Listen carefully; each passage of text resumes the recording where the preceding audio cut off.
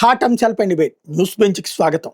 రాష్ట్రంలో జరుగుతున్న తాజా పరిణామాలు, వాటి వెనకాల ఉన్న వాస్తవాలు మాట్లాడేందుకు ప్రయత్నిద్దాం. ప్రస్తుతం మనతో పాటు ఉన్నారు పురుషోత్తం రెడ్డి గారు, రాజకీయ విశ్లేషకులు. నమస్తే. నమస్తే సాయి గారు. ఈ రోజు రోజుకి చర్చ పతాక స్థాయికే చేరుతోంది. అయితే మావిగన్ అమరావతి, ఈ మావిగన్ అనేటటువంటిది పిచ్చోడి లెక్కను చూస్తున్నారు జగన్మోహన్ రెడ్డిని.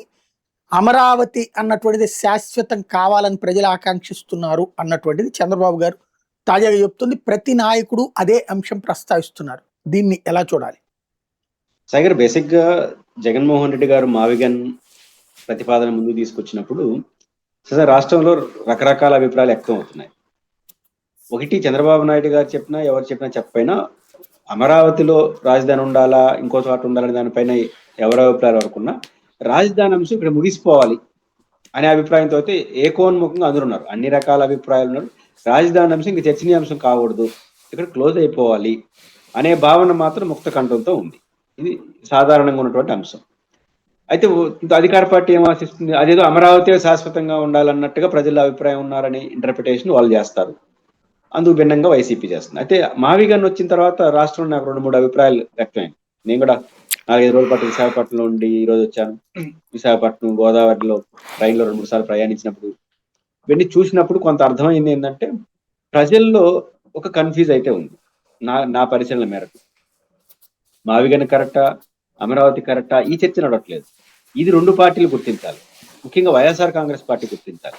ఎందుకంటే వైఎస్ఆర్ కాంగ్రెస్ పార్టీ మావిగన్ ఎందుకు ప్రపోజ్ చేసింది, జగన్మోహన్ రెడ్డి గారు అమరావతి అనేది కాస్ట్లీ అఫైర్ అని, లేదా అమరావతిలో అంతర్భాగం విజయవాడ గుంటూరు కూడా కాదని, గుంటూరు విజయవాడ లాంటి సిటీలు ఉన్న ప్రాంతంలో ఇంకో కొత్త నగరం, సంబంధం లేని నగరంగా ఎట్లా చేస్తారో, చేసిన ఎట్లా వైబిలిటీ ఉంటుంది, ఫైనాన్స్ వైబిలిటీ, వీటన్నిటి రీత్యా నేను మావిగన్ బెస్ట్ అని వీళ్ళు ప్రపోజ్ చేస్తున్నారు. ఇది గ్రాస్ రూట్ లెవెల్లో ఈ చర్చ నడవట్లేదు. ఈ చర్చ నడుస్తుంది గ్రాస్ రూట్ లెవెల్లో. మళ్ళీ మార్పా, షార్ట్ కట్ మాత్రం జనం కొంత వెళ్తుంది కాబట్టి మళ్ళీ మార్చేస్తారంటున్నా. అప్పుడు 3 రాజధానులు అన్నారు, మళ్ళీ ఇప్పుడు మావిగన్ అంటున్నారు. అమరావతి ఏందో, మావిగన్ ఏందో, 3 రాజధానులు ఏంది, ఇంకా ఎన్ని రోజులు గందరగోళం అనే భావన వస్తుంది. కాబట్టి వైఎస్ఆర్ కాంగ్రెస్ పార్టీ తాను చేసిన ప్రపోజల్ ఎంత కరెక్టో చాలా హేతుబద్ధంగా జనంలోకి తీసుకెళ్ళాలి. తీసుకెళ్లడంలో ఫెయిల్ అయితే మాత్రం తెలుగుదేశం క్యాంపెయిన్ సక్సెస్ అవుతుంది. అది వాళ్ళిద్దరు పార్టీకి సంబంధించిన వ్యవహారం. బట్ రాష్ట్రంలో స్థూలంగా చూసినప్పుడు రాజధాని విషయం ముగిసిపోవాలని ప్రజలు కోరుకుంటున్నారు. బట్ మావిగన్లో వారు లేవనెత్తిన అంశాలు, అమరావతిలో వీరు లేవనెత్తిన అంశాలు చూస్తున్నప్పుడు ప్రజలు వీటి లోపలికి వెళ్ళి చూడట్లేదు. చాలా తక్కువ మంది చూస్తున్నారు కాబట్టే ప్రభుత్వానికి కొంత సేఫ్.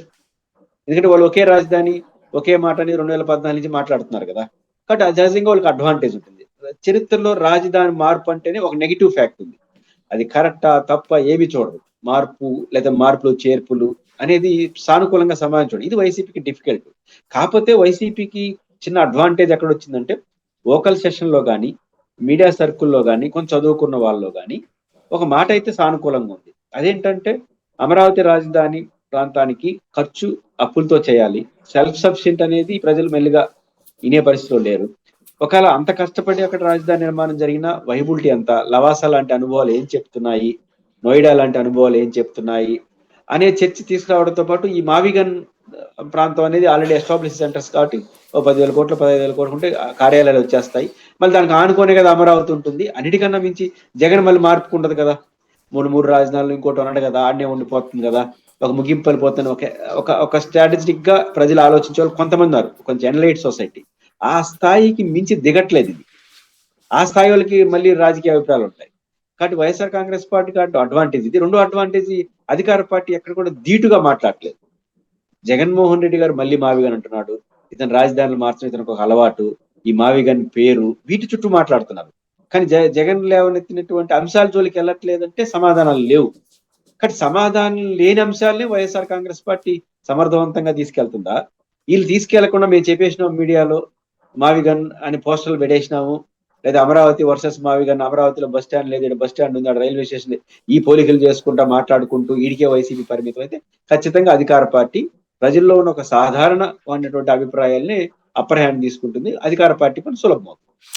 ఈ 3 సంవత్సరాలు ఇదే టాపిక్ ని తీసుకువెళ్తారనుకుంటున్నారు? నేను అనుకుంటుంది ప్రజల యాంగిల్లో చూసినప్పుడు తీసుకెళ్లే పరిస్థితి కనపడట్లేదు. రీజన్ ఏంటంటే, రాజధాని అంశం ప్రజల అభిప్రాయాలను మార్చేస్తుందని ఏం ఆధారాలు లేవు. అయితే మనకు దానికి నేను అనుకుంటున్న ఆధారం ప్రజలకు ఉంటుంది భావన ఏంది రాజధాని మార్పు అని. ఇతర ప్రభుత్వం మీద లేదా ఒక రాజకీయ పార్టీ మీద ఇతర అభిప్రాయాలకి అది కొనసాగింపు, ఒక అదనపు తప్ప అది అసలుది కాదని నేను బలంగా నమ్ముతాను. రీజన్ ఏంటంటే జగన్మోహన్ గారు 3 క్యాపిటల్ అన్నాడు, కర్నూలుకి హైకోర్టు అన్నాడు, కర్నూలులో ఘోరంగా ఓడిపోయింది. విశాఖపట్నం అడ్మినిస్ట్రేషన్ క్యాపిటల్ అన్నారు, ఆడ ఓడిపోయింది. అమరావతిలో ఓడిపోయింది. అమరావతిలో రాజధాని మారుస్తారన్న ప్రాంతంలో ఓటమికి, విశాఖపట్నంలో ఓటమికి ఏం తేడా ఉంది? లోకేష్ గారి కన్నా బహుశా ఆయన పల్లా శ్రీనివాసరావు గారు మెజారిటీ ఎక్కువ అనుకుంటున్నా విశాఖపట్నం నుంచి, అది గాజువాక ఎక్కువ వచ్చింది మెజారిటీ. ఇంకేం తేడా ఉంది? అమరావతిలో ఏం తేడా ఉంది? విశాఖపట్నంలో ఏం తేడా ఉంది? మారస్తానన్న వాళ్ళకి తేడా లేదు. ఆడ నీకు అడ్మినిస్ట్రేషన్ ఏకంగా రాజధాని కదా అడ్మినిస్ట్రేషన్, నేనే ఉంటాను ఇక్కడ అన్నాడు, ఆడ తేడా లేదు. కాబట్టి జగన్ గారికి అనుభవం అది ఉంది. మరి ఆయన అనుభవం చూద్దామా, చంద్రబాబు గారి అనుభవం చూద్దాం. రాజధాని ఇస్తానంటే ఓటే లేదు విశాఖపట్నం కర్నూలు. ఏకంగా ఇచ్చినాడు చంద్రబాబు నాయుడు గారు, పెట్టాడు, పరిపాలన స్టార్ట్ చేశాడు. రాజధానిలో ఉన్న 2 కీలక నియోజకవర్గాలు చుట్టుపక్కల అన్నిటి ఓడిపోయింది. వారు రాజకీయ వారసులు లోకేష్ గారు మంగళగిరి ఓడిపోయారు, తాడికొండలో ఓడిపించినారు. అంటే ఏం చెప్తా ఉంది? రాజధాని అనేది ప్రజల మొత్తాన్ని నిర్ణయించదు. ఈ సృహలో పార్టీలు ఉంటే ఇది అప్పుడప్పుడు వాడతారు, డైవర్షన్ కోసం వాడతారు, లేకపోతే ప్రజా సమస్యలు వెళ్ళిపోతారు. బస్ ఏ రూట్ లో వెళ్తారో చూడాలి. రైట్. ప్రస్తుతం జరుగుతున్నట్టు అంటే కూటమిగా వెళ్తున్నటువంటి పాలనకి సంబంధించినంత వరకు ఈ ఇష్యూలో మొదట తెలుగుదేశం అగ్రెసివ్గా స్పందించింది. పవన్ కళ్యాణ్ స్పందించి ఆ పైన వాళ్ళ పార్టీ నాయకులు 2 రోజులు మాట్లాడారు, ఆగిపోయింది. బీజేపీ వాళ్ళు లైట్ తీసుకున్నారు. ఇది కూటమికి సంబంధించినటువంటి ఆలోచన తీరు ఎలా ఉందనుకోవాలి? కూటమి నాట్ ఓన్లీ స్టేట్ క్యాపిటల్, మొదటి నుంచి కూడా బీజేపీ మా పని ఏదో మేము చేసుకుంటాం. ఇప్పుడు ఒక రాజ్యసభ స్థానాలు లేదా ఎమ్మెల్సీలు ఇచ్చినప్పుడు మా వాటా ఏంటి, లేదా పవర్లో వచ్చినప్పుడు మా పరిస్థితి ఏంటని తప్ప, రోజువారీ ప్రభుత్వ వ్యవహారాల్లో ఆ లోకల్ ఎమ్మెల్యేలు వీళ్ళు తప్ప వాళ్ళు ఎక్కడ జోక్యం చేసుకోవట్లేదు, ఆసక్తి చూపట్లేదు.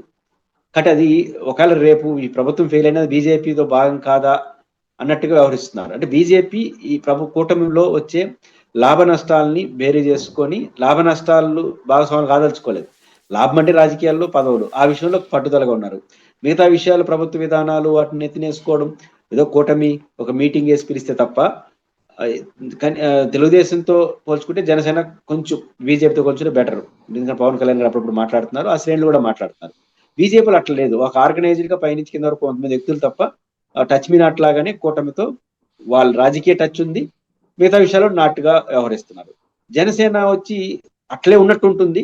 బహుశా వాళ్ళు మాట్లాడుకున్న తర్వాత అగ్రెసివ్ గా చంద్రబాబు గారు కన్నా ఎక్కువ మాట్లాడేస్తున్నారు. పవన్ కళ్యాణ్ గారు వస్తే ఎక్కువ మాట్లాడేస్తున్నారు, లేదా అసలు పట్టించుకోవట్లేదు. కానీ కింద స్థాయిలో జనసేన వాళ్ళు కూడా రోజువారీ పట్టించుకోవట్లేదు. ఒక ఎమ్మెల్యేలుగా ఉండేవాళ్ళు కూడా చాలా మంది రోజువారీ పరిపాలనలో పట్టించుకోవడం. అంటే తెలుగుదేశం పార్టీ ఓన్ చేసుకోవడంలో లోపమా, లేదా మనకెందుకు, మనకెంత ఈ ప్రభుత్వంలో మనం చెప్తే పనులు ఎంత అవుతుంది, ఆ పనులే కానప్పుడు ఈ రాజకీయాల్లో వచ్చే మంచి చెట్లు మన నెత్తినేసుకోవాలనే భావన మాత్రం నాకు అక్కడక్కడ కనిపిస్తాను. రైట్. ఈ స్థానిక ఎన్నికలు ఆగస్టులో నిర్వహించబోతున్నారు. నీలం సహానిని మార్చేసి కొత్త కమిషనర్ వచ్చిన తర్వాత చేయబోతున్నారు ఎన్నికల కమిషన్కి అన్నటువంటిది ఒక ఆస్పెక్టు. రెండవది ఇక్కడ వైఎస్ఆర్ కాంగ్రెస్ పార్టీ పని అయిపోతుంది, దాంతో ఇక తుడిచిపెట్టుకుపోతుంది అన్నటువంటిది మరొక వాదన. ఏమంటారు? అంటే నీలం సాహ్ని గారు ఉండడం వల్ల వాళ్ళకి ఏం పెద్ద ఇబ్బంది ఉంది. ఇప్పుడు మన జరిగిన ఈ లోకల్ బాడీలో జరిగిన పరిణామాల్లో అంటే కిడ్నాప్లు, గొడవలు, డిప్యూటీ మేయర్లు దీంట్లో విషయాల్లో ఏం ప్రభుత్వానికి వ్యతిరేకంగా పోయినట్టుగా మనకేం అనిపించలేదు కదా. వైసీపీ ప్రభుత్వ హయాంలో నియమించిన నీలం సాహ్ని అనే భావన ఇంతలో తెలుగుదేశం పార్టీ కూడా అనలేదు. కాబట్టి నీలం సాహ్ని గారితో వాళ్ళకి కాంట్రడిక్షన్ ఏమి మనకేం కనపడలేదు. ఎందుకంటే తెలుగుదేశం పార్టీ ఎక్కడ కూడా అప్పుడు నిమ్మగడ్డ రమేష్ కుమార్ గారు చంద్రబాబు గారు నియమించారు కాబట్టి అనే యాంగిల్ కొంత వచ్చింది. కానీ ఈ విషయంలో ఏం రాలేదు. ఎందుకంటే చేయాల్సింది అధికార పార్టీ, వాళ్ళు ఏం చేయట్లేదు. సో ఆ ఇబ్బంది వస్తుందని ఆ కారణం అయితే నేను అనుకోను. అయితే నేను అనుకుంటుంది ఒకటి, ఏ పద్ధతిలో నిర్వహిస్తారు? పద్ధతులు ఒకటే. వైఎస్ఆర్ కాంగ్రెస్ పార్టీ ఏకగ్రీవాల పేరుతో కొంత ప్రజాస్వామ్య పద్ధతులకి తిలోదాకాలు ఇచ్చి వ్యవహరించింది. అది ప్రజల్లో చురకలైంది, వాళ్ళ పార్టీలో కూడా ఇబ్బంది పడ్డారు చివరకు. కానీ ఇట్లే రేపు వీళ్ళు చేస్తారా? చెయ్యొచ్చు అనుకుంటే. ఎందుకంటే 2.5 సంవత్సరం మళ్ళీ పవర్ చేతిలో ఉంటుంది కాబట్టి సహజంగా అధికార వ్యవస్థ ఉంటుంది, ప్రతిపక్షం కూడా కొట్లాడి వదిలేస్తుంది. కాబట్టి తెలుగుదేశం పార్టీ లాగా మీడియా ఫైట్ కాకుండా కొంచెం ఫీల్డ్ ఫైట్ వైసీపీ ఎక్కువ చేసుకుంటుంది. ఆ పార్టీకి ఉన్న నేచరు, 2 మళ్ళీ గెలుస్తామనే నమ్మకం, ఈ 2 కారణాలు ఇస్తే మళ్ళీ సగం పరిపాలన అయిపోతుంది. 2.5 సంవత్సరాలు, ఆగస్టు అంటే దాదాపు 2.5 సంవత్సరం దరిదాపులు అయిపోతుంది. సగం సంవత్సరం అయిపోతుంది. సో కొంచెం ఫైట్ చేద్దాం. జగన్మోహన్ రెడ్డి యాటిట్యూడ్, ఎవరు ఫైట్ చేస్తారో, ఎవరు ఫెరోసెస్ కొంటారో వాళ్ళని ఆదరించే అలవాటు కూడా ఉంది కదా. ఈ రోజు ఉన్న ఇబ్బంది పెట్టిన రేపు వాళ్ళు మనకు అవకాశం ఇస్తారు కదా టార్గెట్. ఇట్లాంటి ఒక వాతావరణం ఉంది కాబట్టి గతంతో వాళ్ళు ప్రజాస్వామ్యం డైరెక్ట్ గా అటాక్ చేసే అవకాశాలు కనిపిస్తున్నాయి. ఆ మార్పు అయితే నేను చూస్తాను. దానివల్ల కొంత ప్రభుత్వం ఇబ్బంది పడవచ్చు. కానీ మీరు ప్రస్తావించినట్టు ఏకగ్రీయంగా అన్ని గెలిచేస్తారనుకుందాం. ఏ పద్ధతిలో గెలుస్తారో, అధికార యంత్రాంగాన్ని ఉపయోగించుకుంటారా, దుర్వినియోగం చేస్తారా, ఏం చేస్తారనేది వేరే సంగతి. కానీ అన్ని గెలిచారనుకుందాం, లేకపోతే మెజారిటీ గెలిచారనుకుందాం. గెలిచి వైసీపీ ఏం సాధించింది? మొత్తం లోకల్ బాడీ ఎన్నికలు స్వీప్ చేసి పారేసింది. ఒక బహుశా తాడిపత్రి మున్సిపల్ చైర్మన్ మినహాయించి రాష్ట్రంలో అన్ని మున్సిపాలిటీలు, అన్ని మేయర్లు, అన్ని జెడ్పీటీసీలు వాళ్ళే గెలిచారు. జెడ్పీటీసీలు ఏకపక్షంగా దాంట్లో సగం ఇనానిమస్లు అయిపోయినాయి. ఫలితం చూస్తే ఎప్పుడు రానంత ఓటమి, ఎప్పుడు రానంత గెలుపు తెలుగుదేశానికి వచ్చింది. కాబట్టి రేపు డెమోక్రటిక్ గా ఎలక్షన్ జరిపి నిజానికి తెలుగుదేశం పార్టీ వైఎస్ఆర్ కాంగ్రెస్ పార్టీ అప్పుడు జరిపిన పద్ధతి నుంచి గుణపాఠం నేర్చుకోవాలి. వైసీపీ రెండు తప్పులు చేసింది. ఒకటి ఇనానిమస్ల పేరుతో ప్రజల్లో ఒక చులకన, ఏంది పేపర్ లాక్కోవడం అనేది, ఎంతమంది లాక్కున్నారు ఏంటనేది వేరే సంగతి. రెండోది సాయి గారు, వైసీపీ అంతర్గతంగా చాలా పతనమైంది. అది ఆ పార్టీ ఇంకా గుర్తించిందో లేదు నాకు తెలియదు. అదేంటంటే ఇనానిమస్ల పేరుతో ఆ పార్టీ రాజకీయ ప్రత్యర్థులను ఇబ్బంది పెట్టారని మనం అందరం అనుకుంటున్నాం. కానీ సొంత పార్టీని చాలా ఇబ్బంది పెట్టుకున్నారన్న విషయం గ్రాస్ రూట్ లెవెల్కి వెళ్తుంది. ఎట్లుంటుందంటే ఇనానిమస్ల కార్యక్రమాన్ని అంటే మామూలు పంచాయతీ సర్పంచ్, ఎంపీటీసీ, జెడ్పీటీసీ ఎవరిని నిలబెడతారు? అన్ని గెలవాలంటారు కాబట్టి కొద్ది కెపాసిటీ నిలబెడతారు. ఏ పార్టీ అని మళ్ళీ గెలవకపోతే మళ్ళీ అధినేత ఏమనుకున్నారు? అధికార పార్టీ. ఎప్పుడైతే ఇనానిమస్ ప్రక్రియ ప్రారంభమైనాయో ఎమ్మెల్యేలు చేతివాటం ప్రదర్శించారు. నాకున్న సమాచారం ప్రకారం మీకు కూడా ఉండొచ్చు. చాలా గ్రామాల్లో, చాలా పంచాయతీల్లో, చాలా ఎంపీటీసీలు, కార్పొరేటర్లుగా సమర్థుణ్ణి లేకపోతే ప్రజలతో అభిమానం ఉండేవాడిని, లీడర్షిప్ క్వాలిటీ ఉండేవాడిని పెట్టాలని ఫస్ట్ అనుకున్నా, ఎప్పుడైతే ఇనానిమస్లు ఎట్లా చేస్తున్నాం కదని మనకు కావాల్సిన వాడిని అక్కడ ఎల్లారెడ్డి వద్దు అనుకున్నారనుకోండి, ఆడ జగన్ గారి సామాజిక న్యాయాన్ని తీసుకొస్తారు. అంటే కావాల్సిన చోట వరుసగా 4 రెడ్లు గడిస్తారు. అంటే లోకల్ ఎమ్మెల్యేలు నియోజకవర్గంలో తమ పట్టు కోసమో, తమ ఇంకెవరు ఎదగకూడదనే స్వార్థం కోసమో కానీ ప్రత్యర్థిని ఇనానిమస్ల పేరుతో ఇబ్బంది 40% చేస్తుంటే 50-60% సొంత పార్టీ వాళ్ళని, యాక్టివ్ ఉండే వాళ్ళని ఇబ్బంది పెట్టడానికి ఇనానిమస్ల ప్రక్రియ ఉపయోగించుకున్నారు. నా అంచనా అది. దాన్ని నష్టపోయింది ఎవరు? వైసీపీ నష్టపోయింది. వీళ్ళు కూడా తెలుగుదేశం పార్టీ కూడా ఇనానిమస్లు కానీ ఇంకోటి ప్రాసెస్ చేస్తే మీ వాళ్ళు కూడా అదే చెప్తారు. కాబట్టి ఇప్పుడు కానీ కరెక్ట్ గా ఎన్నికలు జరిపితే వాళ్ళకి ఎమ్మెల్సీ అనేది ఎన్నికలు అనేది ఒక అదృష్టం, దాన్ని వాళ్ళు పోగొట్టుకున్నారు వైసీపీ వాళ్ళు. మీరు ఈ లోకల్ బాడీ ఎన్నికలు ఉన్నంతలో పద్ధతిగా కానీ మీరు నడపగలిగితే మీకు పెద్ద ప్లస్ అవుతుంది. కొన్ని వాళ్ళు కూడా గెలిచారనుకోండి, మేము కాబట్టి ఇటు నడిపామని డెమోక్రటిక్ సిగ్నల్ ఇచ్చినట్టు అవుతారు. వాళ్ళు వచ్చి చేసేదేమీ లేదు. 2, మీ ఎమ్మెల్యేలు తప్పులు చేయరు. 3వది ఏంటంటే ప్రజల్లో ఇంత మనకు తేడా ఉందా అని మీరు గమనించడానికి అవకాశం వస్తుంది. సరే వాడు ఏ పద్ధతిలో ఉంటారు చూడాలి, వాళ్ళు ప్రకటనలు చూస్తామంటే దీంతో ఫినిష్ అయిపోతుందంటే వాళ్ళలాగా మీరు కూడా చేసి వాళ్ళని ఎంపీ లోకల్ బాడీలో ఫినిష్ చేసి మెయిన్ ఎన్నికల్లో మీరు ఫినిష్ అవుతారు. రైట్. తెలుగుదేశం పార్టీలో ఆ మధ్యన వచ్చినటువంటి ప్రచారం అయితే లోకేష్ పాలన రాబోతుంది ఉగాదికని. ఉగాది వెళ్ళిపోయింది. లోకేష్ పాలనకు సంబంధించినటువంటి మూమెంట్ ఏమైనా కనిపిస్తుంది? లోకేష్ పాలన 2024 మొదటి రోజు నుంచి ఉంది. అది పరోక్షంగా ఉంది. లోకేష్ గారి పాలన పరోక్షంగా ఉంది. ప్రత్యక్షంగా ముఖ్యమంత్రి బాధ్యతలు స్వీకరిస్తారా అనేది క్వశ్చన్. వారు చంద్రబాబు నాయుడు గారు, వారి కుటుంబం, లోకేష్ గారు అనుకుంటే రేపు తెల్లారితో కూడా ముఖ్యమంత్రి అవుతారు కూడా. వాళ్ళు ఇంకా అనుకోలేదని నేను అనుకున్నాను. లాభ నష్టాలు, మంచి చెడ్లు బేరీజు వేసుకున్నా అనుకున్నాను. నా అసెస్మెంట్ ప్రకారం అయితే ఈ ఏడాది లోపల లోకేష్ గారు ముఖ్యమంత్రి అవుతారు. ఈ ఏడాది దాటిన తర్వాత ముఖ్యమంత్రి స్థానాన్ని వారు కోరుకోరు, జరగదనుకుంటున్నాను. ఎందుకంటే ఈ సంవత్సరం ఎండింగ్ వచ్చేసరికి దాదాపు 3 సంవత్సరాలు 2.5 దాటిపోతుంది. సఫిషియంట్ టైం లోకేష్ గారు సక్సెస్ కావడం అయినా తను ప్రూవ్ చేసుకోవడానికి ఒక 2.5 ఏళ్ళు సరిపోతుంది. కానీ సిగ్నల్ ఇవ్వచ్చు ఈయన నిలబడతాడు అని, లేదా ఫెయిల్ కూడా కావచ్చు, ఆయన కెపాసిటీకి సంబంధించిన అంశం. అయితే ఎన్నికలకు ముందు 1 year లేదా 1.5 year ముందు ఆయన ఏమి చేయలేడు. ఆయనే కదా, ఎవరేం చేయలేరు. కొత్త ప్రయోగం చేస్తే ఆయన నిలదొక్కోవాలి, సిగ్నల్స్ ఇవ్వాలి. కాబట్టి ఎన్నికల టైం వచ్చేస్తుంది కాబట్టి ఏమీ చేయలేదు. అప్పుడు పొరపాటున ఓడిపోతే తెలుగుదేశం పార్టీ భారీ మూల్యాన్ని తెలుగుదేశం పార్టీ నాయకత్వ స్థాయిలో లోకేష్ గారు చెల్లించుకుంటాడు.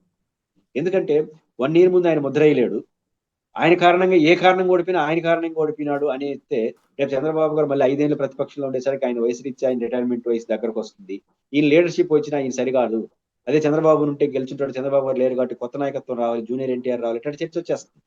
కాబట్టి లోకేష్ గారు ఇప్పుడే ఈ సంవత్సరమే అయితే ఓడినా గెలిచినా తనంటే తను ప్రూవ్ చేసుకుంటాడు, పార్టీ మీద పట్టు సాధిస్తాడు, ప్రభుత్వం మీద సక్సెస్ అయితే మరింత ముందుకెళ్తారు, సక్సెస్ కాకపోయినా పార్టీ మీద పట్టు వచ్చేస్తుంది. ఈయన కారణంగా ఓడిపోయినట్టుగా రాదు. కానీ 1 year ముందుగా మాత్రం కానీ బాధ్యత తీసుకుంటే మాత్రం ఇబ్బంది వస్తుంది. అందువల్ల నా అసెస్మెంట్ డిసెంబర్ లోపల, ఈ ఏడాది లోపల ఆయన తీసుకోవచ్చు, తీసుకోకపోవచ్చు. తీసుకోకపోతే మాత్రం మళ్ళీ ఈ దఫా లోకేష్ గారు తీసుకోరేమో అని నేను అనుకుంటున్నాను. రైట్. అంటే ఇక్కడ ఆ, తాజాగా అంటే 15 ఏళ్ళు అనే పదం పదే పదే వాడేది పవన్ కళ్యాణ్. మొన్న ఈ మధ్య అయితే 25 ఏళ్ల బంధం అన్నటువంటి పాయింట్ కూడా రైజ్ చేసుకొచ్చారు ఉగాది అప్పుడే. అది పక్కన పెడితే ఇప్పుడు లోకేష్ గారు రైజ్ చేసుకొచ్చారు. మొన్న ఒక మహిళ ఒక విదేశాలకు సంబంధించినటువంటి డెవలప్డ్ సిటీ విజువల్స్ చూపెడతా, ఇట్లా మన అమరావతి ఎప్పుడు చూడొచ్చు అంటే 15 ఏళ్ళు టైం ఇవ్వండి అని. ఇప్పుడు జగన్ చేస్తున్న ఈ నిర్ణయాలు రాజధాని మారుస్తాడేమో అన్న భయం, గతంలో 3 రాజధానులను పెట్టాడు అన్నటువంటి కోపం, ఇవన్నిటినీ కలుపుకుని వీళ్ళని మారిస్తే ప్రమాదం అని చెప్పే పవన్ కళ్యాణ్ మాటని యాడ్ చేసుకుని 15 సంవత్సరాలు ప్రజలు అవకాశం ఇస్తారా? నేను అనుకుంటుంది పవన్ కళ్యాణ్ గారు, ఉండవల్లి అరుణ్ కుమార్ గారు లాంటి వాళ్ళేమో పవన్ కళ్యాణ్ గారు 15 ఏళ్ల పాటు చంద్రబాబు గారిని అంటున్నారంటే లోకేష్ వద్దని దాని అర్థం అని ఒక అర్థం తీశారు. రకరకాల అర్థాలు వస్తున్నాయి. అయితే పవన్ కళ్యాణ్ గారి అభిప్రాయాల ఆధారంగా తెలుగుదేశం పార్టీ రాజకీయ నిర్ణయం ముఖ్యమంత్రి విషయంలో తీసుకోదు. లేదా పార్టీ ఓన్ రిస్క్ తీసుకుంటుంది. వాళ్ళు భవిష్యత్తు రేపు పవన్ కళ్యాణ్ గారు అండగా ఉంటారేంటి? రేపు ఏదైనా పార్టీలో నాయకత్వం మారిపోయినప్పుడు లోకేష్ గారి నాయకత్వానికి చంద్రబాబు గారి ఇబ్బంది వస్తే ఆయన ఏమనుకోడు కదా. పార్టీగా జనగన్ గారికి ఎదురు నిలబడతాడని ఇంత పార్టీ లీడర్షిప్ కానీ అటు వస్తాడు, సాధ్యం కూడా కాదు. కాబట్టి నేను అనుకుంటుంది రాజకీయ మార్పుకి పవన్ కళ్యాణ్ గారి వ్యవహార శైలికి ఏం సంబంధం ఉంటుంది. అయితే రాజధానికి సంబంధించి 15 ఏళ్ళు మనం చూడొచ్చు అమరావతి, అది ఇంపాసిబుల్. ఎందుకంటే 15 ఏళ్ళ పాటు ఏమి మార్పులే ఉండదు, చాలా స్వల్ప మార్పులు. ఇప్పుడు నయాబ్ రాయ్పూరి అనుభవం ఏంటి? 25 ఏళ్ళు. ఎంత జనాభా వచ్చింది? 2. చండీగఢ్ ఉంది 60 ఏండ్లు, గుంటూరుతో సమానమైన సిటీ వచ్చింది. 2 బలమైన అభివృద్ధి చెందిన రాష్ట్రాలకు రాజధాని మరియు కేంద్ర పాలిత. నోయిడా ఉంది, సక్సెస్ఫుల్ SEZ 6 లక్షలు, పక్కన గజియాబాద్, న్యూఢిల్లీ ఉంది. షిఫ్టింగ్ లో ఉన్నారు జనం. ఇక్కడ ఒకవేళ మీరు సిటీ నిర్మాణం ప్రారంభించిన ఇక్కడ సాయిగారు, ఇక్కడ మిగతా వాటికి వీటికి తేడా ఏంటంటే ఇప్పుడు 50,000 ఎకరాల ఒక ఏరియా నూతన నగర ప్రారంభం, తర్వాత విస్తరిస్తే ఏమో చూద్దాం. ఈ 54,000 ఎకరాల్లో ఎవరిది ప్రైవేట్ భూమి? ఎవరిది ప్రైవేట్ భూమి? 33,000 ఎకరాల రైతులు ఇచ్చిన 1,09,000 ప్లాట్లు మాత్రమే ప్రైవేట్ భూమి, అంటే వ్యక్తుల భూమి. ఇదంతా ఎవరిది? ప్రభుత్వాన్ని, ప్రభుత్వం కేటాయించే కంపెనీ ఉంది, లేకపోతే అమ్మే కంపెనీ ఉంది. కాబట్టి అక్కడ ఉండబోయేది ఎవరంటే ఈ 1,09,000 ప్లాట్లు ఇచ్చేవాళ్ళే ఉండాలి, లేదా వాళ్ళు అమ్మితే కొత్త వాళ్ళు రావాలి. కానీ అక్కడ పోయి భూమి కొనడానికి మీరు నేను సిద్ధపడం. ఎందుకంటే మనం సిద్ధపడితే రాజధాని మీద ప్రేమతో ఉండం. ఈరోజు 10 రూపాయలు మనకున్న డబ్బులు ఖర్చు పెట్టంటే 15 రూపాయలు వస్తుంది అనుకుంటే విశాఖపట్నం, అమరావతి, విజయవాడ, గుంటూరు చేసుకుంటాం, తిరుపతి అని తెలుసుకుంటాం. కానీ కొత్త వాళ్ళు పోరు. ఆడ ఎంతమంది ఉంటారు? కాబట్టి కొత్త నగరం రావడం అనేది అంత సులభం కాదు. బిల్డింగ్లు కట్టడానికి ఇది మ్యాజిక్ కాదు కదా. ఇప్పుడు లవాసాలో 25,000 ఎకరాలు కట్టేసిన నగరం, 25,000 ఎకరాల పరిధిలో 3 లక్షలు వస్తుందని అంచనా వేశారు. 2,000 మంది ఉన్నారట ఇప్పుడు ఆన్లైన్లో వెళ్ళి చూస్తే. అంటే ఈ అనుభవాలు కనిపిస్తున్నాయి. కాబట్టి మనకు పక్కన విజయవాడ ఉంది, గుంటూరు ఉంది. ఇంకా గట్టి కొడితే హైదరాబాద్ కూడా. ఇప్పుడు నేను మొన్న ఎప్పుడు హైదరాబాద్ నుంచి వచ్చినప్పుడు ఈ హైదరాబాద్ అవుట్స్కట్స్ లో అపార్ట్మెంట్లు బాగా పెరుగుతున్నాయట. నేను ఎందుకు అని అడిగితే ఒక మీకోసమే అన్నారు. ఏంటంటే ఇక్కడ అమరావతి, విజయవాడ ప్రశాంతంగా ఆడెక్కినామంటే ఒక నలుగురు, ఒక సొంత కారు కొనుక్కొని నలుగురు ఎక్కారనుకో, నలుగురు ఉద్యోగస్తులు, నలుగురు పని ఉండేవాళ్ళు, నలుగురు షేర్ చేసుకున్నారంటే తెల్లారితో 5 గంటలకు వస్తే 10 గంటలు పడిపోతున్నారు, సాయంత్రం 5 గంటలకు 10 గంటలు ఇంట్లో పడిపోతున్నారు. అవుట్స్కట్ లో ఫ్లాట్లు కొనుక్కుంటే బ్రహ్మాండం పని నడిపోతుంది. ఇట్లాంటి వాతావరణం నడుస్తుంది. హైదరాబాద్కే పోవడానికి సిద్ధపడుతున్న వాళ్ళు విజయవాడ, గుంటూరుకి ఎంతమంది ఉంటారో ఆలోచించుకోవచ్చు. కాబట్టి కొత్త నగరం అనేది అంత వాళ్ళు అనుకున్నంత సులభం కాదు. డబ్బులు లేవు. 15,000 కోట్లు అప్పు తేవడానికి ఆపసోపాలు బట్టి ప్రపంచ బ్యాంక్ అప్పు కేంద్ర ప్రభుత్వం అష్యూరెంట్తో వచ్చింది. అంటే ఈ 1,00,000 కోట్లు ఎప్పుడు అప్పు చేయాలి, ఈ ఏర్పాట్లు ఎప్పుడు చేయాలి? కాబట్టి వాళ్ళు అనుకుంటున్న నగరం నిర్మాణం అనేది 15 ఏళ్ళలో రూపురేఖలు కూడా రావు. ఒక డెవలప్మెంట్ ఉండొచ్చు కానీ రూపురేఖలు. కానీ 15 ఏళ్ళ పంచాయతీ అనేది పెద్ద వర్కౌట్ అవుతుందని అనుకోవట్లేదు. చంద్రబాబు గారి ఉపన్యాసాలేమో సుదీర్ఘమైనటువంటిది, జగన్ది ప్రెస్ కాన్ఫరెన్స్ తప్ప లేదా వాళ్ళ పార్టీ మీటింగుల్లో తప్ప అథెంటిసిటీగా కనిపించినటువంటిది. ఇది బాబుకి ఫెచ్చింగ్. అంటే ఇక్కడ కూటమిలో చంద్రబాబు పవన్ కళ్యాణ్ ఇద్దరూ కూడా అనర్గళంగా మాట్లాడగలుగుతున్నారు. జగన్మోహన్ రెడ్డి మాట తీరేమో లిమిటెడ్గా ఉంటున్నటువంటి కాన్సెప్ట్ ఉంది. ప్లస్ ఇలాంటి థియరిటికల్ టాపిక్స్ని ఎక్స్ప్లెయిన్ చేయడం దగ్గర వైఫల్యం అన్నటువంటి ఇది అడ్వాంటేజా డిసడ్వాంటేజా? ఖచ్చితంగా. అంటే బేసిక్గా మనం మాట్లాడేదానికన్నా అల్టిమేట్గా ప్రభుత్వం యొక్క నిర్ణయాలు, పార్టీ యొక్క విధానాలే ప్రజల్ని నిర్ణయిస్తాయి. ఉపన్యాసాలే అయితే కేసీఆర్ గారు ఎప్పుడు ఓడిపోకూడదు, ఇలాంటి లెక్కలు ఉన్నాయి. కానీ ప్రభావితం అనే అంశం వచ్చినప్పుడు ఖచ్చితంగా తెలుగుదేశం పార్టీ వ్యవహార శైలికి, వైసీపీ వ్యవహార శైలికి క్వైట్ ఆపోజిట్. ఈ విషయంలో అడ్వాంటేజ్ టు తెలుగుదేశం. లోకేష్ గారా, పవన్ కళ్యాణ్ గారా, లేదా చంద్రబాబు గారు వాళ్ళు మాట్లాడుతున్నారు. నా పాయింట్ అది. వాళ్ళు బాగా మాట్లాడుతున్నారా, బాగా మాట్లాడలేదా అనే దానికన్నా వాళ్ళు మాట్లాడుతున్నారు. ప్రతి టాపిక్ ని తీసుకుంటున్నారు, దేన్ని వదిలేయట్లేదు. ఇప్పుడు మావిగన్ ఉంది, ఏం ఆన్సర్ చేయాలో అర్థం కాలేదు ఫస్ట్ ఈ డబ్బులు, ఈ వ్యవహారాలకు సంబంధించి. కానీ ఒకటో ముందుకు వస్తున్నారు కదా. ఫస్ట్ ఏమన్నారు, మావిగన్ మా దాంట్లో ఉందని చెప్పేసినారు. అంటే జరుగుతున్న పరిణామాల్లో మన పార్టీ పరిస్థితి ఏందని ఎప్పటికప్పుడు క్రాస్ చెకింగ్. వైసీపీలో అది లేదు. నేను దూరం నుంచి గమనించేంత వరకు వైసీపీలో అది లేదు. జగన్ గారు ప్రధాన ఆకర్షణ ఉన్నా కూడా, మిగతా వాళ్ళు మాట్లాడే సమర్థులు ఉన్నా కూడా, కానీ సఫిషియెంట్ గా మాట్లాడట్లేదు. అది ఒక సెంట్రలైజ్డ్, ఒక ఆర్గనైజ్డ్ గా జరగట్లేదు. ఒకసారి ప్రెస్ మీట్లు పెడితే తిరుపతి నుంచి విశాఖపట్నం వరకు తెల్లారితో 10:30కు 11, 12 కొడతా ఉంటే సాయంత్రం వరకు ఇదే ఉంటాయి. హాఫ్ అన్ అవర్ పెడితే ఇట్లా, లేకపోతే అసలు పట్టించుకోరు. కాబట్టి ఒక ప్లాన్డ్ రెస్పాన్స్ అనేది వైసీపీలో కొరబడింది. జగన్ గారు చెప్పే ప్రెస్ మీట్లు బాగా ప్రభావితం చేస్తున్నాయి. ఎందుకంటే ఆయన అథెంటిక్ గా మాట్లాడతారు, సబ్జెక్టివ్ మాట, ఎక్కడ పైకి చివరిలో చెనుకులు వేస్తాడు, కానీ అల్టిమేట్ గా బాగా మాట్లాడతాడు. కానీ రోజు ఆయన మాట్లాడడం కూడా కరెక్ట్ కాదు. కాబట్టి ఆ పార్టీలో స్పోక్స్ పర్సన్ కొరత. స్పోక్స్ పర్సన్స్ ఎక్కువ మంది ఉన్నారు. స్పోక్స్ పర్సన్ ని తెలుగుదేశం పార్టీ లాగా ఒక పద్ధతి ప్రకారం నడిపి, ఈ రోజు ఏం మాట్లాడాలి, రేపు ఏం మాట్లాడాలని ఒక కోణం వైసీపీలో లోపం వస్తుంది. రెండోది, సాయి గారు ఇప్పుడు బేసిక్ గా ఈ రోజు మనం చూస్తున్నాం, మావి గారిని వచ్చిన తర్వాత జయప్రకాష్ గారు మాట్లాడారు, వెంకయ్యనాయుడు గారు మాట్లాడారు. వాళ్ళు ఏమి చంద్రబాబు గారు చెప్తే మాట్లాడారని నేను అనుకోను. కానీ ఎక్కడో ఒక చిన్న పార్టీ అనుసంధానం కనిపిస్తుంది. ఇక్కడ జయప్రకాష్ గారు చంద్రబాబు మనిషి అని నేను అన్నాను, కానీ ఆయనకంటే ఒక అభిప్రాయం ఉంది. వెంకయ్యనాయుడు గారి కంటే చంద్రబాబు గారు చెప్తే ఈయన మాట్లాడే వ్యక్తి ఏం కాదు, ఆయనకంటూ అమరావతి పైన ఒక అభిప్రాయం ఉంది. ఇట్లా చంద్రబాబు గారితో విభేదిస్తారా, సమర్థిస్తారని కాకుండా, జగన్ గారి యాటిట్యూడ్ పట్ల, జగన్ గారి పట్ల భిన్నాభిప్రాయాలు ఉండేవాళ్ళు, ఆ సబ్జెక్ట్ మీద కన్సెంట్ ఉండేవాళ్ళు, లేదా చంద్రబాబు గారు అంటే అభిమానం ఉండేవాళ్ళు, వీళ్ళందరినీ ఒక పద్ధతి ప్రకారం ఆ పార్టీ ఒక చట్టం నడిపేదానికి సంబంధం లేకుండా నడుపుతున్నట్టు కనిపిస్తుంది. జయప్రకాష్ గారు చెప్తే వినడు, వెంకయ్యనాయుడు గారు చెప్తే చెప్తే వినరు. కానీ ఎట్లుంటుందంటే సమాజం, వీళ్ళందరూ కరెక్ట్ టైంకి వచ్చినారు అన్నట్టుగా దారం లాగా, పూసలాగా కనిపిస్తూ ఉంటుంది. అది వైఎస్ఆర్ కాంగ్రెస్ పార్టీ ఏం చేస్తుంది, వాళ్ళు వచ్చేస్తారు కష్టం వచ్చినప్పుడు అలాని నెగిటివ్ చెప్తున్నారు. దాంట్లో పాజిటివ్ ఉంది. కష్టము నష్టం వచ్చినప్పుడు వాళ్ళు వచ్చినారో, వాళ్ళు వచ్చారో, వాళ్ళు రప్పించినారో తర్వాత ఒక ప్లాన్ కదా. మీకేడుంది? వైఎస్ఆర్ కాంగ్రెస్ పార్టీలో కూడా 3 రకాలు ఉంటాయి. జగన్ అంటే అభిమానం, రాజశేఖర రెడ్డి గారి అభిమానం, ఆయన చెప్పిన సబ్జెక్ట్ పట్ల అభిమానం, లేవనెత్తిన అంశాల పట్ల నమ్మకం, చంద్రబాబు గారి వ్యతిరేకత. వీళ్ళందరూ నలుగురు మీకే ఉండాలి కదా. ఆ నలుగురు కోణం ఏడ కనిపిస్తా ఉంది? కనిపించలేదు. ఎవరికొవారు మాట్లాడుకుని కనిపిస్తుంది. కాబట్టి రాజకీయంగా తమకు వచ్చిన ప్రతి అవకాశాన్ని ఒక పద్ధతి ప్రకారం ఉపయోగించుకోవడం తెలుగుదేశం పార్టీ లక్ష్యం. అవకాశాలు ఉన్న పద్ధతి ప్రకారం ఉపయోగించుకోవడంలో అంత ప్రొఫెషనలిజం ఈ మధ్య మెరుగుపడుతున్నట్టు కనిపిస్తుంది. కానీ జరగాల్సినంత నీ రాజకీయ ప్రత్యర్థి సరజూడే పద్ధతిలో మాత్రం ఆ పార్టీ లేదు. వనరు లేక కాదు, ఆ పార్టీకి ఆ విజన్ కనపట్లేదు. ఆ విజన్ కనపడకపోవడం అనేది ఖచ్చితంగా తెలుగుదేశం పార్టీకి ఒక అడ్వాంటేజ్ గానే ఉంటుంది. ఫైనల్ గా ఒకటి చెప్పండి, ఇదివరకు హైదరాబాద్ లో ఒక ఆడపిల్ల పట్ల దిశ అని పేరు పెట్టారు. అమ్మాయికి అత్యాచారం జరిగినటువంటి సందర్భంలో ఎన్కౌంటర్ చేస్తే దిశ చట్టాన్ని తీసుకొచ్చాడు జగన్మోహన్ రెడ్డి. తను అధికారంలో ఉంటే గనక తుపాకీ గుండు కంటే వేగంగా వెళ్తుంది ఇలాంటి ఉపన్యాసాలు అంతకుముందు రోజా లాంటి వాళ్ళు ఇచ్చారు. ఆ టైంలో అత్యాచారాలు జరిగినాయి, బట్ ఎవరిని కాల్చలేదు, ఎవరిని హింసించలేదు, ఎన్కౌంటర్లు ఏం చేయలేదు, క్యాజువల్గా కోర్టుకు సబ్మిట్ చేశారు, రొటీన్గా నడిచిపోయింది కార్యక్రమం. వాటిని తెలుగుదేశం పార్టీ సైకో పాలన కారణంగానే ఇదంతా జరుగుతుందని ప్రస్తావించడం, పవన్ కళ్యాణ్ కూడా గంజాయి మత్తులకు అలవాటు పడుతున్నారు ప్రభుత్వం వలన అన్నటువంటిది ఇదంతా ఫోకస్ చేసుకొచ్చారు. ఇప్పుడు ఇన్సిడెంట్స్ అట్లాంటివి జరిగినటువంటి సందర్భంలో ఏదో ఒకటి, అది చెరువులో పడి ఆత్మహత్య చేసుకున్నాడో, లేకపోతే చెరువులో పారిపోతా దూకి చచ్చిపోయాడు, లేదంటే తుపాకీతో కాల్చి అది కూడా పారిపోతుంటే కాల్చారంటూ కాళ్ళ దగ్గర గాయపరచడం లాంటి సంఘటనలు జరుగుతున్నాయి. ఇది ఏ మేరకు, దీన్ని ఏ రూట్లో నుంచి చూస్తారు? సమాజంలో అయితే మాత్రం ప్రతిపక్షం చెప్పినా చెప్పకపోయినా వ్యతిరేకత అనేది ప్రారంభమవుతుంది ఆ విషయంలో. అయితే మీరు ఇంతకుముందు మనం కంటిన్యూ ప్రాసెస్‌లోనే ఆ రోజు ఏ అంశాన్నైనా రాజకీయంగా ఎలా దాన్ని డిఫైన్ జేసుకోవాలి, లేదా ఎలా జగన్మోహన్ రెడ్డి గారికి దాన్ని మెడ చుట్టాలి.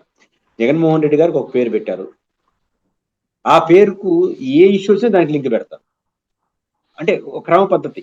ఒక రాజకీయంగా ఈరోజు మాట్లాడి రేపు ఎన్నికల్లో ఓట్లేసేటప్పుడు మాట్లాడేదానికి కావాల్సిన పద్ధతిలో కంటిన్యూ ప్రాసెస్ ఉంటుంది. ఒక ప్రొఫెషనలిజం ఉంటుంది. వైసీపీలో అది లేదు. అందువల్ల ఆ లింక్ కుదరదు.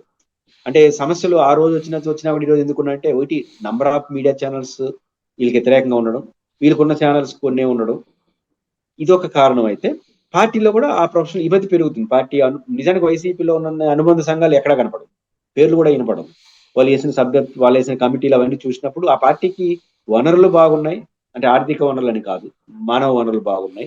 వారి నుంచి అభిమానించే వాళ్ళు ఉంటారు. చంద్రబాబు గారిని నివేదించే వాళ్ళందరూ ఈ మల్టిపుల్ గా ఉండే వాళ్ళందరినీ ఒక తాటి మీద తీసుకురావడం, వాళ్ళు మాట్లాడేలా చొరవ చూపడం, వాళ్ళకి ఉపయోగపడే పద్ధతిలో వ్యవహరించడం అనే ప్రొఫెషనలిజం లేకపోవడం వల్ల అంత ప్లాన్డ్ గా అటాకింగ్ అనేది అధికార పార్టీ మీద జరగకపోవచ్చు. కానీ ప్రజల్లో అంతర్లీనంగా వస్తున్నటువంటి ఈ తేడాని వైసీపీ చెప్పనంత మాత్రాన, లేకపోతే వైసీపీ ప్రొఫెషనలిజంగా చేయనంత మాత్రాన ప్రభుత్వానికి వ్యతిరేకంగా మారదని నేను అనుకోవట్లేదు. ఖచ్చితంగా ఆ కోపం, ఆ బాధన ఖచ్చితంగా కనిపిస్తా ఉంది. బట్ అది క్లియరింగ్ గా ఎందుకు కనపట్లేదంటే ఇది చేసే యాక్టివిటీలో ఉన్న పరిమితులు. అధికార పార్టీ ఎప్పటికప్పుడు రివ్యూ చేసుకొని దాన్ని కూల్ చేయడంలోనూ, దాన్ని తగ్గించడంలోనూ చూసే ప్రయత్నం. ఈ 2 కారణాలైతే అంత కనపడకపోవచ్చు తప్ప సమస్య అయితే తీవ్రంగా ఉంది. ఆ సమస్య ప్రభుత్వానికి వ్యతిరేకంగా మారుతుంది. అంటే ఇన్సిడెంట్స్ మారతాయి. కానీ ప్రభుత్వం సీరియస్ యాక్టివ్‌గా స్పందిస్తుంది. కాల్చి పడేయటమా? లేకపోతే వాళ్ళు లేచిపోవడమా అన్నటువంటి. అది హీరోయిజం అవ్వదా? ఖచ్చితంగా కొన్ని సందర్భాల్లో హీరోయిజం అవుతుంది. అన్ని సందర్భాల్లో కాదు గానీ, రోడ్ల మీద ఉదాహరణకు కొట్టడాలు, చ ఏది కొట్టడాలు అంటే కొన్ని నడిపించుకెళ్ళడాలు. వికటిస్తాయి గూడా. కొన్ని వికటిస్తాయి గూడా. ఇప్పుడు ఆ సమస్య యొక్క తీవ్రత ఇప్పుడు 'దిశ' ఉనింది. అందరూ హర్షించారు. దాని చట్టం ఒప్పుకుంటుందా లేదా జగన్ గారు ఏకంగా అసెంబ్లీలోనే సెల్యూట్ చేసేసాడు ఆ పోలీస్ ఆఫీసర్‌లకి. డెమోక్రటిక్ యాక్టివిటీ ఒప్పుకోకపోవచ్చు. కానీ సమాజం ఆ ఘటనను చూసే ఢిల్లీలో జరిగినటువంటి బస్సు యాక్సిడెంట్‌లో అమ్మాయికి సంబంధించిన విషయం కావచ్చు. ఇట్లాంటి విషయాల్లో ప్రజలు కాల్చేయండి తొందరగా వాళ్ళనేంత కోపం ఉంటుంది. అప్పుడు ఇట్లాంటివి వర్కౌట్ అవుతాయి. కానీ అది రోజువారీ కార్యక్రమంగా మారిందనుకోండి, అది నెగెటివ్ ఎఫెక్ట్ వస్తుంది. మీ ప్రకాశం జిల్లాలో గంజాయికి సంబంధించిన ఇష్యూలో ఒకటి వచ్చింది. ఇట్లాంటి విషయాలు వచ్చినప్పుడు అది నెగెటివ్ వర్డ్ అయింది. అంటే అంత మాత్రాన ఆ గంజాయి బ్యాచ్‌ని సమర్థిస్తారని ప్రజలు కాదు. ఆ ట్రీట్‌మెంట్ వాళ్ళు ఒప్పుకోలేదు. అంటే కొట్టిన తీరని కాదు. అంటే దాన్ని ప్రదర్శించిన తీరు, దానిలో వీడియోలు వచ్చిన తీరు వేరే రకంగా ఉన్నాయి. కాబట్టి ఈ హల్చల్ చేసే యాక్టివిటీ, ఈ ఫెరోషియస్‌గా జరిగే యాక్టివిటీ అనేది అన్ని సందర్భాల్లో ప్రభుత్వానికి అనుకూలంగా ఉండదు, వ్యవస్థకు అనుకూలంగా ఉండదు. కొన్ని సందర్భాల్లో ఆ సమస్య యొక్క తీవ్రతను, ఆ సమస్య ప్రజల్ని కదిలించే తీరుతెన్నులు బట్టి ఇట్లాంటి సీరియస్ యాక్టివిటీని సమాజం కూడా హర్షించే అవకాశాలుంటాయి. Right. Thank you very much అండి. ఇది పరిస్థితి తాజాగా జరుగుతున్నటువంటి పరిణామాలు, వాటి వెనకాల ఉన్నటువంటి రెండవ కోణం.